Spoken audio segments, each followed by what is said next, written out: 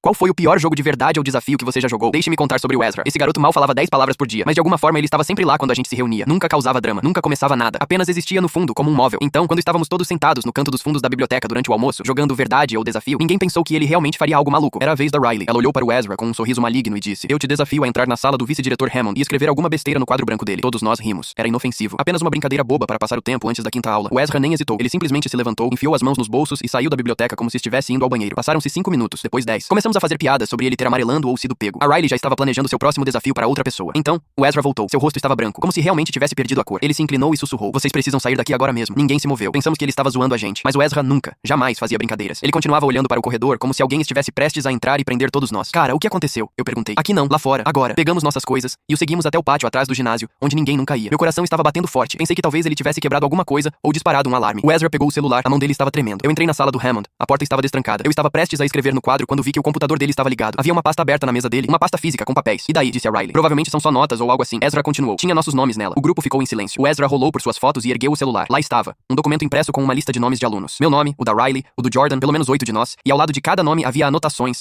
manuscritas. Ao lado do nome do Jordan dizia: "Comportamento suspeito, possível envolvimento com substâncias." O Jordan nunca tinha tocado em nada na vida. Ele estava no quadro de honra. Ao lado do nome da Riley, problema de atitude, provavelmente de um lar desfeito. Os pais da Riley eram felizmente casados, e ela era voluntária em um banco de alimentos todo fim de semana. Ao lado do meu, anda com desordeiros, observar de perto. Eu me senti mal. Todos nós nos sentimos. Aquilo não eram registros disciplinares, era a criação de perfis. E quando você olhava para a lista, não era aleatório. Quase todos os nomes eram de negros, latinos, ou do lado da cidade com moradias de baixa renda. Os garotos brancos e ricos que realmente causavam problemas, nenhum deles naquela lista. "Ele tem nos observado", disse o Ezra em voz baixa. "Ele tem montado um caso contra nós por coisas que nem fizemos." A voz da Riley falhou. "O que a gente faz? Se dissermos algo, ele vai simplesmente negar, vai dizer que inventamos." Ezra respondeu: "Eu tenho as fotos, isso é prova." O Jordan balançou a cabeça. "Ele vai dizer que você invadiu a sala dele. Você vai ser suspenso, ou pior." Mas o Ezra não estava recuando. Pela primeira vez desde que o conheci, ele parecia zangado, realmente zangado. "Eu não me importo. Isso é errado. Ele não pode fazer isso com as pessoas." Passamos o resto do almoço discutindo o que fazer. Finalmente, sugeri que levássemos o caso para a Sra. Brennan, a professora de inglês. Ela era a única adulta naquele prédio em quem realmente confiávamos. Ela não nos tratava com superioridade, ela ouvia. Naquela tarde, Ezra e eu fomos à sala de aula dela depois da escola. Mostramos as fotos a ela. O rosto dela foi de confuso a horrorizado em cerca de 3 segundos. Ela não disse nada por um longo tempo, então fechou o laptop e disse: "Fiquem aqui, não saiam." Ela voltou 20 minutos depois com o diretor, não o Hammond, o diretor de verdade, o Sr. Acapori. Ele olhou as fotos, pediu ao Ezra que explicasse tudo. O Ezra contou a história toda, não deixou nada de fora. Até admitiu que entrou na sala sem permissão. O Sr. Acapori assentiu lentamente. "Vocês fizeram a coisa certa ao trazer isso para nós. Eu cuido disso a partir de agora." 2 dias depois, houve uma reunião do conselho escolar. Os pais se envolveram, nossos pais, outros pais. Alguém vazou a história para o noticiário local. O Hammond tentou dizer que tudo não passava de um mal-entendido, que ele estava apenas fazendo anotações sobre alunos que precisavam de apoio extra. Mas as fotos não mentiam. A linguagem que ele usou não mentia. 3 semanas depois, o Hammond se foi, transferido para algum cargo administrativo na secretaria distrital, onde nunca mais interagiria com alunos. A escola emitiu uma declaração sobre a revisão de suas práticas disciplinares e o retreinamento da equipe sobre preconceito. O Ezra nunca mais jogou verdade ou desafio. Nenhum de nós jogou. Aquele jogo deixou de ser engraçado depois daquele dia, mas as pessoas começaram a falar mais com ele, a respeitá-lo.